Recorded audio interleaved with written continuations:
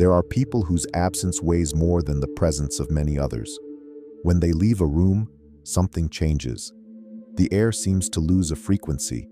The energy that once filled the space is no longer there, and everyone feels it, even if no one says a word. These people are remembered, talked about, sought after, not because they force their presence, but because they carry symbolic weight, a solid identity, a unique vibration that doesn't dissolve in the crowd. They are the ones who, even in silence, make noise, who don't need to impose themselves to be noticed. Their presence has weight, and for that reason, when they leave, they create a real void, not just a physical space, but an energetic, emotional, and symbolic one. The absence of these people is almost a signature, a way of saying I was here even after they're gone. On the other side, there are the imperceptible ones, those who come and go without making a ripple, not because they're less important as human beings, but because they were trained or conditioned themselves to blur their edges, not to disturb, not to stand out. They are the ones who avoid conflict, who suppress their own essence to fit in. They live to please, to be accepted, to not be a bother. And because of that, they're quickly forgotten. They leave no marks. No one feels when they leave, because they never really arrived. And this kind of invisibility comes at a very high cost, the internal feeling that one's own existence is irrelevant. The truth is that all of us have an impact. The question is it being felt? Or is it being canceled out by the desperate need to be constantly available, present, accepted? In today's video, you'll learn how to use strategic distancing, a core concept described by Machiavelli, to earn respect, influence, and personal power silently and effectively. Machiavelli taught that a leader who makes himself rare, who knows how to be absent at the right moment, gains authority and commands respect without saying a word. And that's exactly what you'll discover: how well-calculated absence, combined with conscious silence, can be a powerful weapon to escape the emotional control of others and take command of your own life. We'll also dive into the process of individuation, as proposed by Carl Jung, and understand how this path of deep self-knowledge transforms you into a whole, authentic, and emotionally resilient man. By combining Machiavelli's cunning with Jung's inner wisdom, you'll be ready to stop being reactive and start being untouchable, respected not through imposition, but through the strength that radiates from your silence and selective presence. In the modern world, being constantly accessible has become an almost unspoken requirement. Being present, replying quickly, explaining yourself, always showing up for others, for social media, even for your own thoughts, has become such an automatic habit that we no longer realize its hidden cost. But what if I told you that this constant presence is exactly what's draining you, weakening you, making you vulnerable to others' manipulation and your own self-sabotage? What if true power lies precisely in absence, in silence, in the space between a yes and the decision to simply not respond? In this video, you'll discover why learning to strategically step away is one of the smartest and most revolutionary steps to protect your psychic energy and regain control of your own life. Long before modern psychology, one man understood this with brutal clarity: Niccolo Machiavelli. In his masterpiece, The Prince, he wrote that a wise ruler should not appear too often, because too much familiarity breeds contempt. Absence, Machiavelli said, preserves mystery. It creates value. It makes power denser, more solid. The same applies to our inner life. When we are constantly available, we lose not only others' respect, but our own self-respect. We become predictable, controllable. But when we step back strategically, when we choose silence, set boundaries, and prioritize our inner space, we activate something much deeper: the process of individuation. A Jungian concept that isn't just about self-awareness, but about becoming whole, complete. A human being who doesn't live at the mercy of others' demands, but aligned with his own essence. This video is a direct invitation to introspection and also to action. You'll understand how silence can be a form of power, why limiting your emotional availability is an act of emotional intelligence, and how calculated absence isn't coldness, but one of the most sophisticated forms of self-care and respect building. And in the end, you'll realize it's not by constantly showing up that you conquer the world. It's by knowing when to disappear, when to be quiet, when to return to yourself.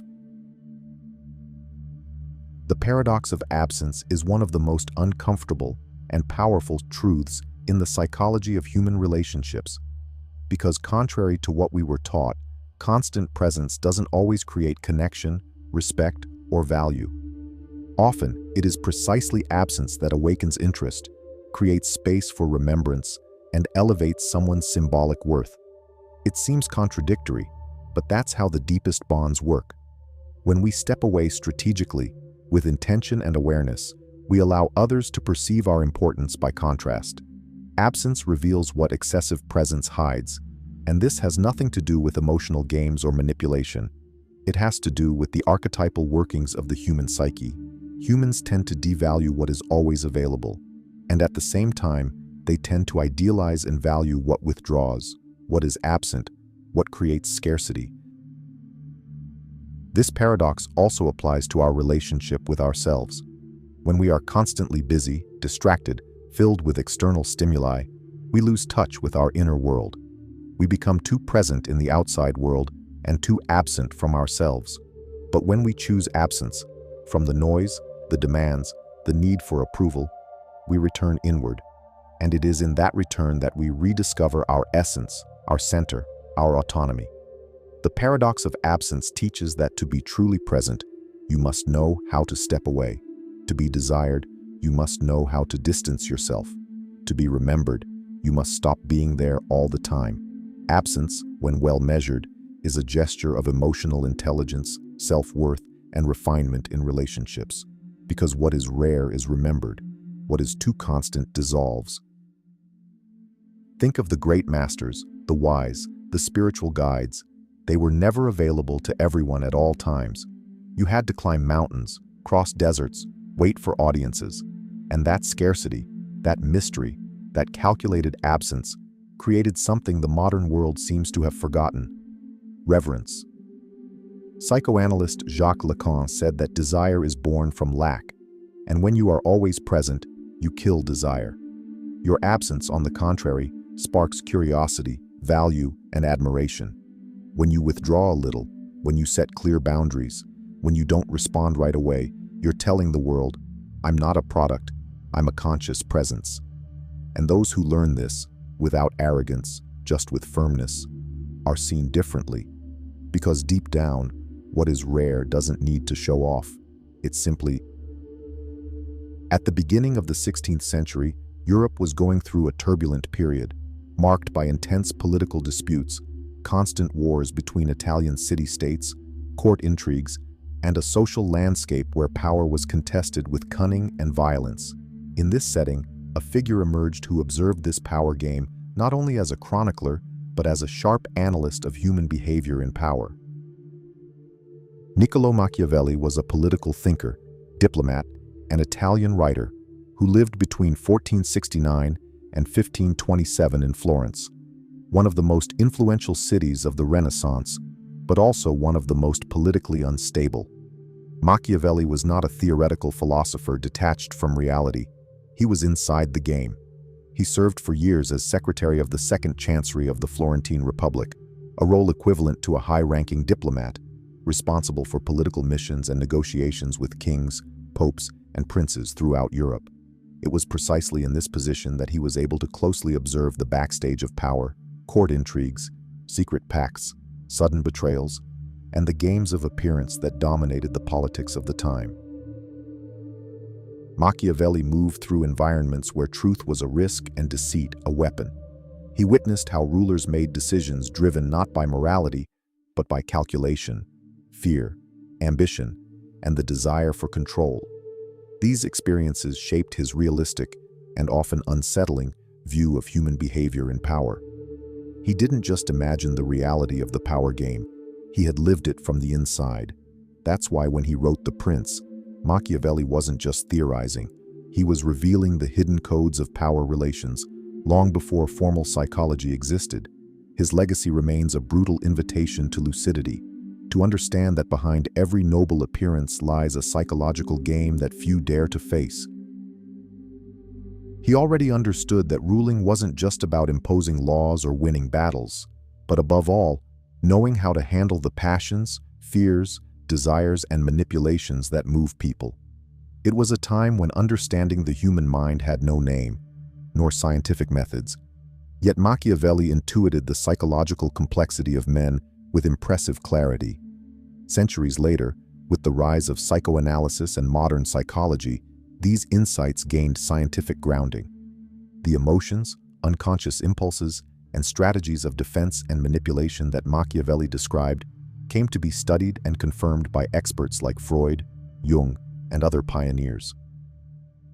Today, we know that power, whether political, social, or personal, is sustained not only by external actions, but by a deep internal dynamic, by the invisible forces of the human psyche.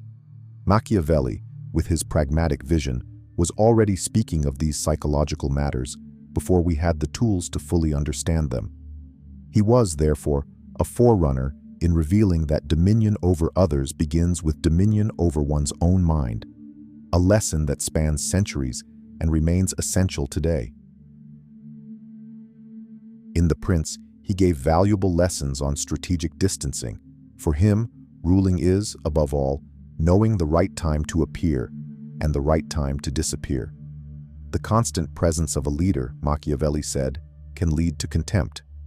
When a prince becomes ordinary, when he shows up too much, he loses his mystery, he loses his impact. He becomes part of the furniture, predictable and easy to ignore.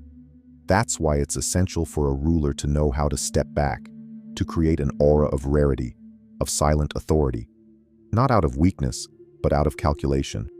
Because he who shows up too often depletes his value, and he who knows how to withdraw wisely always returns stronger. Machiavelli understood that power is also a matter of perception, and perception is shaped by distance. A ruler who remains always visible wears himself out. He becomes an easy target, losing his aura of greatness. But the one who masters the timing of withdrawal knows how to build anticipation, desire, respect. Strategic distancing is like the shadow that highlights the light. Without it, everything seems flat, lacking depth. The prince must be like a distant storm, perceived, feared, but rarely touched. It's not coldness, it's intelligence. Staying one step behind is often what ensures leadership. And between the lines of his work, Machiavelli teaches, true authority doesn't lie in constant shouting, but in the silence that precedes the decision. In a time of palaces and betrayals, Machiavelli saw politics as a jungle disguised as a ballroom. Not so different from modern social life, where most people hide behind moral masks. In that setting, exposing yourself too much was an invitation to destruction. Distancing then became a shield. A prince who became too intimate with his subjects would sooner or later lose their fear and respect. But the one who mastered the art of scarcity created a presence that was felt even in absence. The secret was in balance, not so far that it felt like disinterest, not so close that it revealed weakness. Maintaining the right distance was therefore a survival tactic, because according to Machiavelli, men change their moods easily, and a good ruler must adapt without losing control. And to do that, it is often better to observe in silence than to rush into the scene. Absence is not the opposite of power. It is part of the game itself. In politics and in life, those who show up too much wear themselves out. Those who talk too much contradict themselves, and those who give themselves without limits are soon discarded. Strategic distancing is the pause between impulse and response. It's the space created to observe better, calculate better, act better. A prince must be like the lion and the fox, strong and cunning, and often the noblest instinct is not to act immediately. Planned absence is a sign of mastery, not of indifference. Because deep down, those who know how to wait also know how to win. And in times when everyone is shouting for attention, the silence of the one who steps away can be louder than any speech. Although Machiavelli wrote a manual on how a leader should act, his lessons go far beyond politics. Even if you have no intention of ruling a state or leading an army, these teachings are invaluable for anyone seeking to govern their own life. From a deeper perspective, they invite us to govern our psychic world, our emotions, impulses, and reactions, with the same strategy and clarity demanded of a true prince. This strategic absence leads us to an even deeper teaching. It not only elevates our image in the eyes of others, but it strengthens our inner power.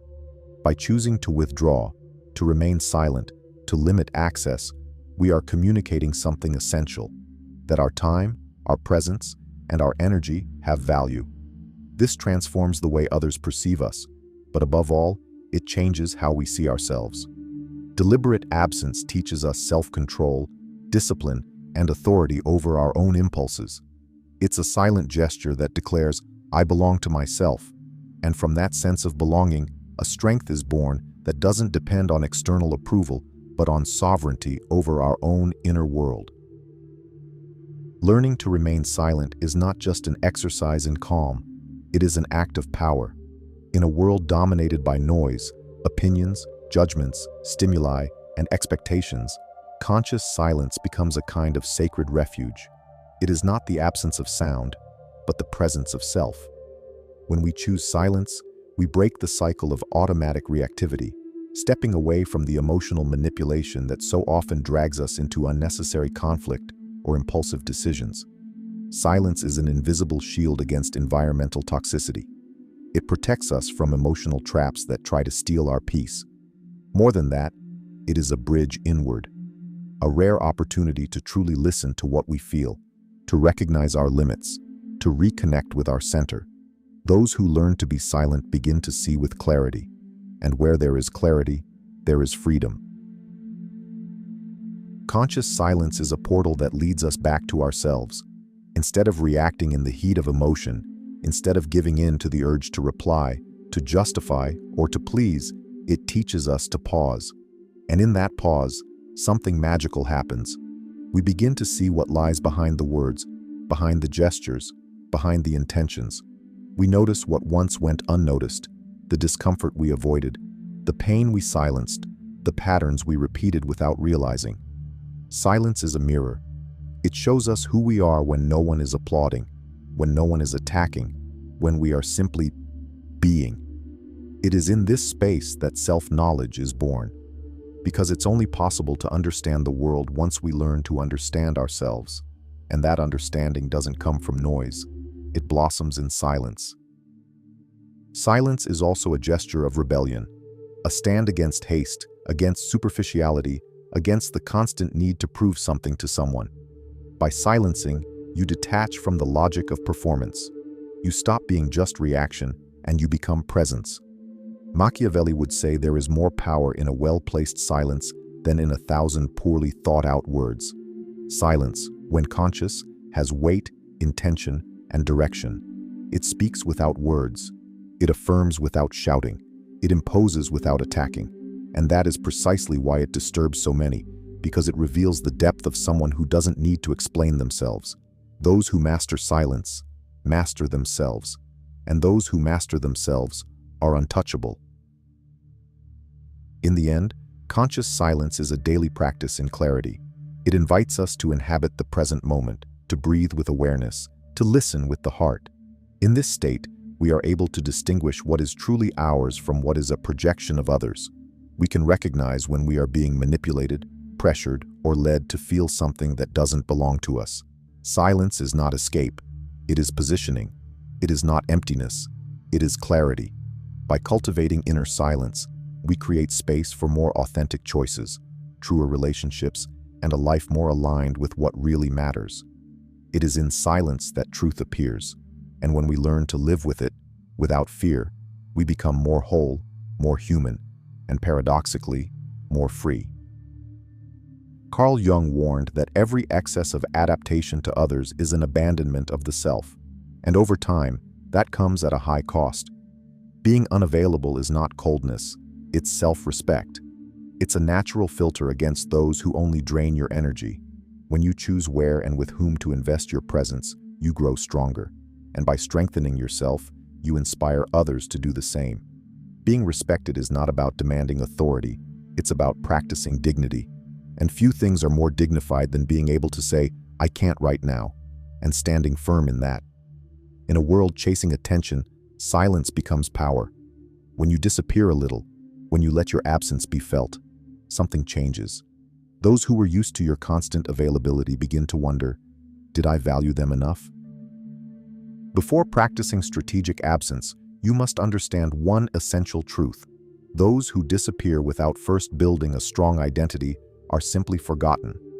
Distance only has power when there is a solid presence behind it. Machiavelli knew this. He understood that the value of absence depends on the symbolic strength of the image you've left behind. The strategy of withdrawing only works when you have already become someone who leaves an impression, who carries weight in the minds of others. That's why the first stage of power is not silence. It's building an identity that can still be felt even when you're not there. A shallow persona vanishes with absence. A well-formed essence becomes even more powerful in the void it leaves. Jung also helps us understand this process. He teaches that to truly individuate, to truly become ourselves, we must abandon superficial masks and connect with the wholeness of our being. Only from this solid center can silence speak for us. Only from this clear essence can distance become language. Absence, when it comes from a mature and well-structured ego, is not forgettable. It is magnetic. It's at this point that strategic absence transforms into a tool of respect, influence, and psychic strength. Because the world doesn't miss those who fade, it misses those who first learned how to truly show up with authenticity. Carl Jung described the individuation process as the deepest journey a human being can undertake, the crossing to become who one truly is, behind social masks, family expectations, and cultural conditioning. And in this journey, self-determination is not just a right, it's a vital necessity. Jung believed that no one can live fully without reconnecting with their inner center. But that reconnection doesn't happen in noise, nor in constant exposure to others' desires. Individuation requires silence, requires solitude, and above all, requires the courage to be unavailable to the outer world for a while, in order to be available to the inner one. Conscious unavailability then becomes a spiritual choice, a declaration of autonomy, a sign that we've stopped reacting and started following our inner compass. Being unavailable, in this context, is not about rejecting others. It's about choosing yourself, for a moment, as the priority. It's refusing to be shaped by collective pressures in order to finally discover the true form of your soul. Jung saw the unconscious as a vast territory, filled with symbols, dreams, fears, and hidden potentials. And to explore that territory, time, space, and silence are required. Unavailability, therefore, becomes a practical tool for inner transformation. By saying no to the overload of external stimuli, you begin to hear the yes that comes from within. Self-determination is born when you stop being carried by the emotional tides of others and start navigating by your own current. And this is only possible when you abandon the compulsion to always be accessible, always visible, always available. In individuation, every step is a break from the automatic. Jung wasn't talking about isolating oneself from the world, but about being in the world without being enslaved by it. And understanding that difference is what separates depressive people from those who are truly free. Conscious unavailability works like a symbolic ritual. It's the moment you step away from the crowd, not out of arrogance, not out of sadness, but out of psychic necessity. You recognize that your inner life needs space to flourish, and that space only appears when you establish boundaries. Self-determination begins when you look inward and realize that not all expectations deserve to be met, and not all demands deserve a response. Only when you start to take a firm stand, saying, "Not here, not now, this isn't me," does the true self begin to emerge. And that is the heart of individuation, being whole, even if that costs you the approval of the world. In the end, what Jung proposes is a silent revolution, to stop being a puppet and start taking authorship of your own existence. And for that, you must learn to be absent. Absent from the expectations of others, from networks of external validation, from the social roles imposed upon us. Conscious unavailability is a vow of loyalty to yourself. It's the moment when you choose not to respond immediately to the world in order to carefully listen to what your soul is trying to say. Self-determination is not blind resistance. It is refined listening. And individuation is not a final destination. It's a path that requires discipline, clarity, and above all, the courage to sustain your own absence when the world screams for your presence. In that scream, you choose silence. And in that silence, you find yourself. True power is not in controlling others, but in not being controlled by them. And this is where silence, absence, and the individuation process intertwine as pillars of unshakable inner strength. When someone chooses conscious silence, they withdraw from the realm of reactivity. They stop automatically responding to provocations, expectations, emotional manipulations. And this simple act of not reacting is, in itself, an act of power. The one who stays silent by choice, not by fear, is saying, "I don't need to prove anything to you." Strategic absence in this context reinforces that autonomy even more. It breaks the cycle of emotional dependency and creates space for the individual to return to themselves, to reconnect with their own essence. And when that reconnection happens, the process of individuation begins. The journey Jung described as the path to becoming whole, authentic, and therefore free. Someone who has gone through the process of individuation no longer needs constant validation. They don't easily fall into others' emotional games because they already recognize their own values, their own limits, their own shadows, and precisely because they've faced inner silence, because they've confronted their own truth, they become immune to the external theater. That doesn't mean they isolate themselves from the world. On the contrary, they engage with the world consciously. But now they choose their battles, they choose their words, they choose their presence, and above all, they choose their absence, because they understand that being constantly available is being emotionally controllable. And once you're emotionally controllable, you lose your freedom. By cultivating silence and intentional distance, you become unpredictable, and everything that's unpredictable is respected. That unpredictability is not a manipulation game. It's a reflection of the depth that has been earned. Conscious silence shows that you don't act out of neediness or compulsion. You act when it makes sense, and you stay quiet when it's wise.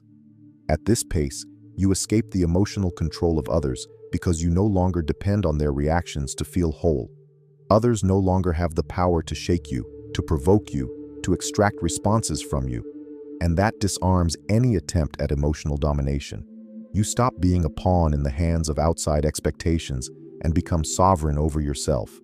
That sovereignty, built in silence, absence, and self-awareness, is an invisible force, but deeply felt. It's the kind of power that doesn't shout, doesn't demand, doesn't impose. It simply exists. And because it exists with such solidity, it transforms everything around it. That's why those who learn to be silent, to disappear by choice, and to find themselves in their own emptiness become dangerous, not in a destructive way, but in a transformative one. Because nothing is more unsettling than someone who cannot be manipulated, someone who doesn't respond to emotional games, who doesn't rush to please, who doesn't fear isolation. This person doesn't need to raise their voice to be heard, nor justify themselves to be respected. They've learned that their greatest strength lies in self-awareness, and that awareness can only be reached by crossing the desert of silence, enduring absence, and firmly choosing their own path. Real power is born from inner freedom, and inner freedom only blooms when we stop living for others and start living with and for ourselves. In Carl Jung's analytical psychology, there is a fundamental concept to understand the conflicts we fight within ourselves: the persona. The persona is the mask we wear to interact with the world, the social roles, the images we create to be accepted, understood, or admired. It's not fake, but it's partial. It's how we choose to present ourselves, not necessarily who we are in essence. Behind it is the I, our conscious identity, which tries to balance who we really are with what the world expects from us. But even the I is not our whole self.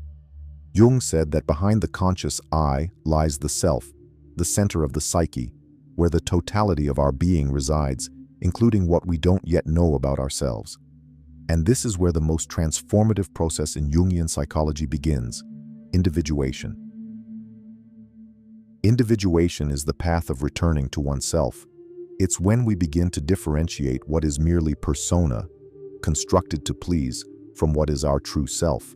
It's a deep, often painful process that requires confronting internal shadows, wounds, and denied desires. But it is through this dive that we begin to become whole, and the closer we get to this wholeness, the freer we are from external expectations. Strategic absence, in this context, helps interrupt the cycle of constant validation.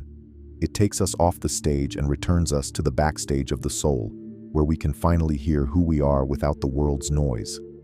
True power is born there, when we stop being characters and start living as the authors of our own story.